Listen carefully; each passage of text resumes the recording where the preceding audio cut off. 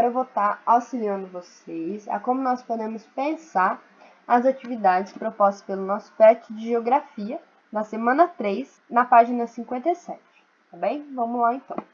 Atividade 1. Imagina que você mora em Serra da Saudade, Minas Gerais. Sua banda internacional preferida está realizando uma turnê mundial e vai passar por algumas cidades brasileiras. 10 cidades dadas como exemplo no texto da semana.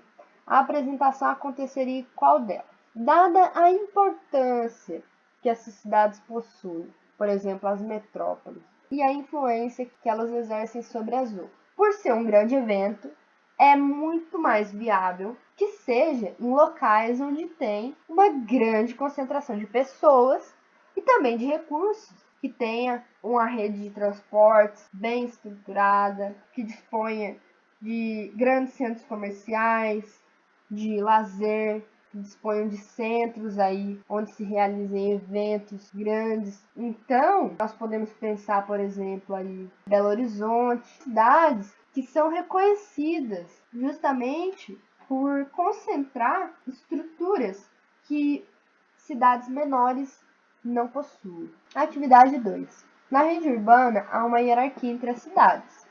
Isso quer dizer que elas estão organizadas de acordo com a influência que exercem sobre outras cidades.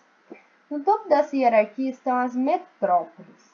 Responda, o que é a rede urbana? Bom, pessoal, então o que nós vimos aí na nossa aula, que é uma rede urbana? É o conjunto aí de conexões das cidades no espaço geográfico. Essa rede urbana é justamente o conjunto de cidades interligadas umas às outras por meio de sistemas de transporte e também de comunicações, pelos quais fluem pessoas, mercadorias, serviços, informações, entre outras coisas. E quais são as principais características das metrópoles, pessoal? Bom, então as metrópoles nós sabemos que são zonas centrais que possuem um alto nível de importância e influência. Como característica, nós poderíamos citar as infraestruturas e serviços das quais elas dispõem, como complexos hospitalares, centros de pesquisa científica, universidades, aeroportos, instituições financeiras, comércios, grandes eventos culturais, a população e a importância econômica, sua influência e o seu alto grau de importância. O que é uma região metropolitana? Relembrando aí a nossa aula, a região metropolitana é justamente o que está representado nesse mapa, onde nós temos o conjunto entre uma metrópole e as cidades vizinhas, que são formadas ao redor dessa metrópole, que possuem intensos fluxos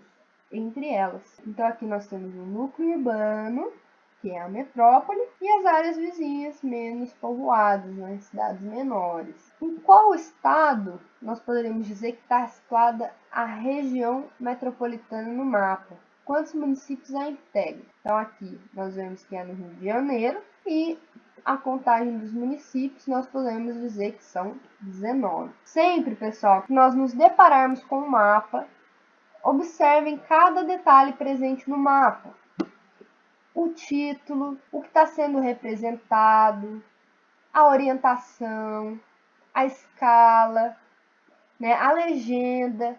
Todos esses elementos nos ajudam a compreender do que se trata o mapa, além de perceber outras características que nem sempre acabam ficando tão explícitas. E qual que é o município mais importante na hierarquia dessa região metropolitana? Se é uma região metropolitana do Rio de Janeiro, e observando aqui a legenda do mapa e a própria disposição entre as cidades, o que nós podemos perceber? É o Rio de Janeiro, é esse número 1 aqui, a cidade maior, mais influente, mais importante dessa região.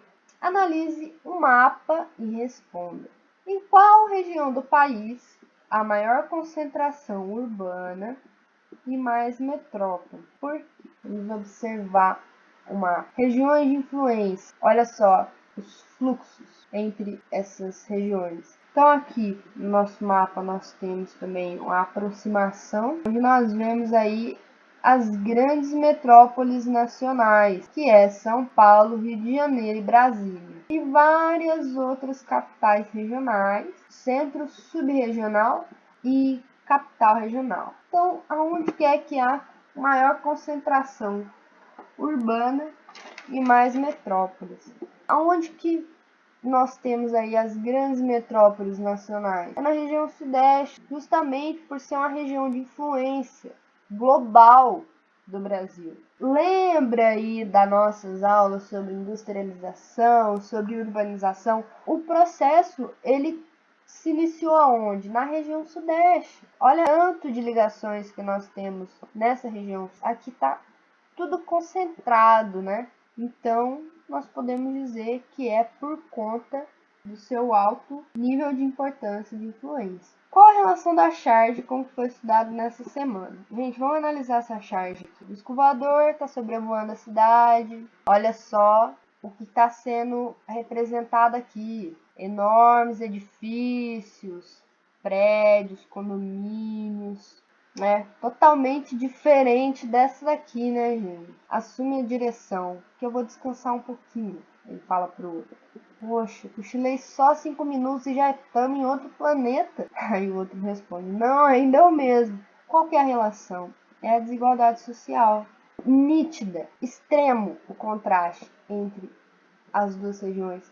Vai de um extremo ao outro. Então, o Brasil, né, ele está na lista dos países mais desiguais do mundo. Países onde nós percebemos que poucos têm muito e muitos têm pouco. Uma área extremamente rica e outra área extremamente pobre. Tudo isso veio com a industrialização, com a urbanização. Então as cidades, elas são os locais onde nós percebemos a grande desigualdade que há no nosso país. Ela é fruto da forma como o nosso país ele foi formado, com base na exploração dos europeus que chegaram até aqui, que viram o quão rico era o nosso país e que exploraram o nosso povo, povos nativos, os indígenas, a nossa natureza, se apoiando aí do trabalho dos negros que vinham escravizados para o Brasil. Tudo isso contribuiu para que hoje ele seja um país igual. A partir do momento em que os europeus